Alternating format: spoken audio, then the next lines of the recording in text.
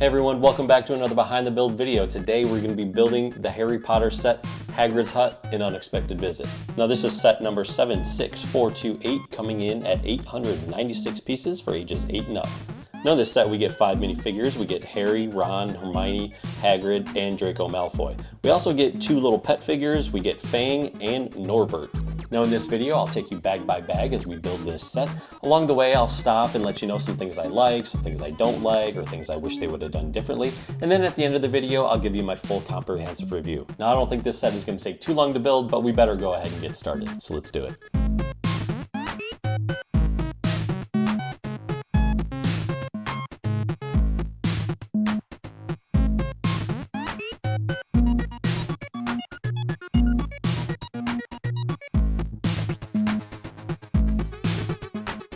Well, we just finished bag 1 and we built Fang's doghouse. Now it is a cool little doghouse, pretty simple, but it is almost kind of like a miniature version of Hagrid's hut. So I kind of like that.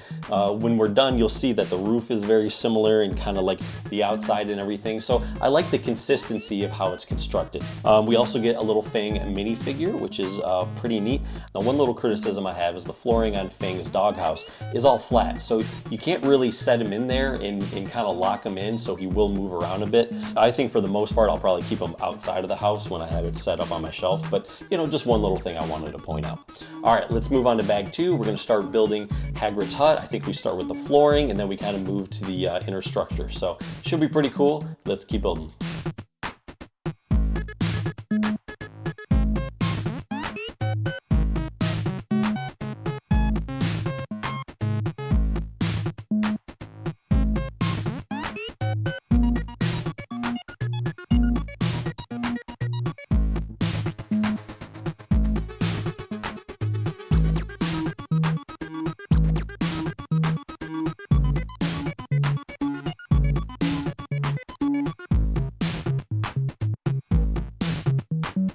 Okay, so we just finished with bags 2 and 3. Now bag 2, we get to build the flooring of the set. And then in bag 3, we start to build the entryway and Hagrid's recliner.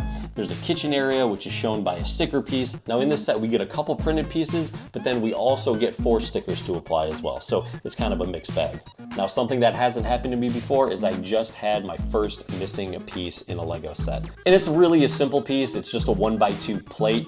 And I was actually able to replace it because I had some extra 1x1 rounds. It kind of fits a little bit. I just put 2 round pieces next to each other and just kind of filled in the gap a little bit because you do put a 1x4 plate on top of that. I could have left it open, but I figured might as well fill it in, and I think it looks fine. I don't have a problem with it at all. I'm not going to email Lego and have them send me another piece, but I will say, if you are missing a piece in a set, I believe you can contact them and they will send you a piece. Now we're going to move on to the next couple of bags. We're going to continue building the interior. So we're going to build kind of like the relaxing fireplace area and then also the dining area. So let's keep going.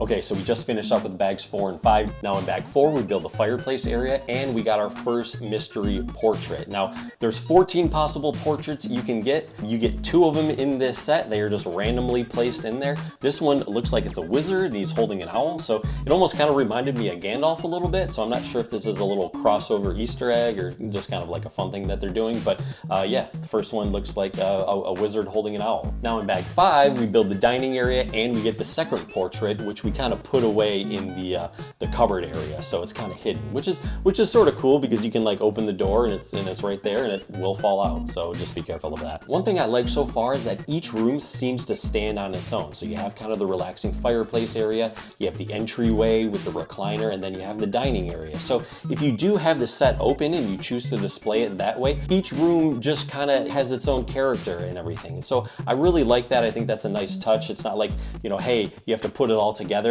for it to sort of make sense. Now that we have the whole foundation and the interior built, we're going to start building the roof in bags 6 and 7, and we're going to wrap this set up. So let's finish.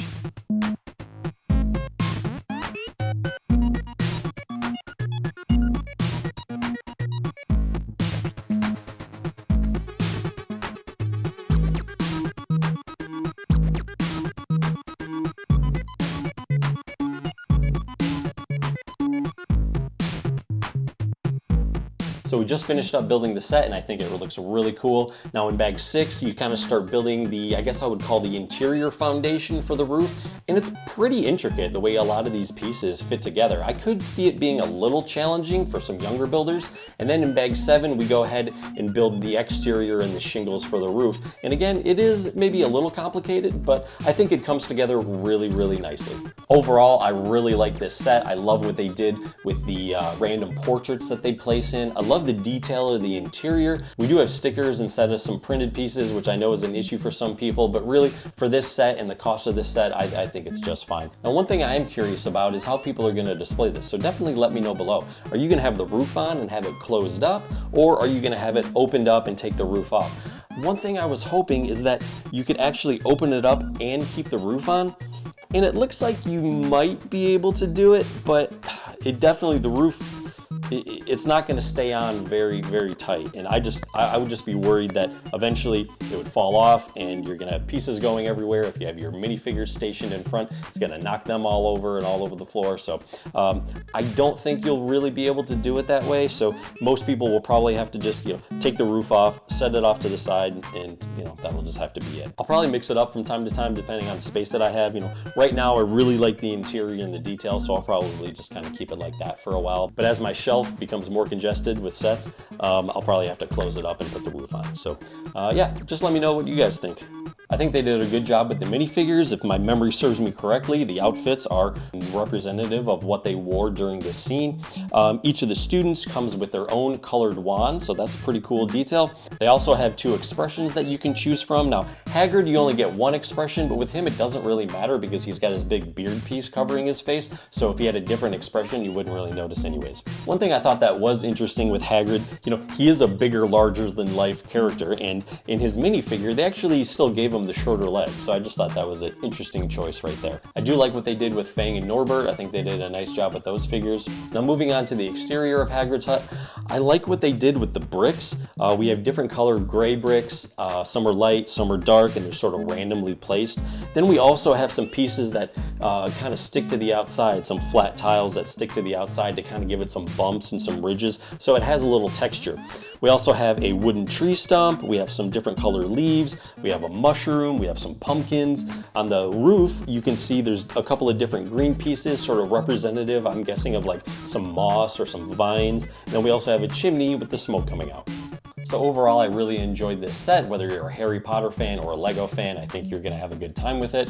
I love the detail of the interior and also the exterior. So, you do have the options of keeping it closed up or opening it. So if you like these behind the build videos, definitely check out more on my channel. Also, if you haven't seen the speed build, you should definitely check that out. It's probably coming up in the video right after this one. All right, everyone, thanks for watching. See you next time.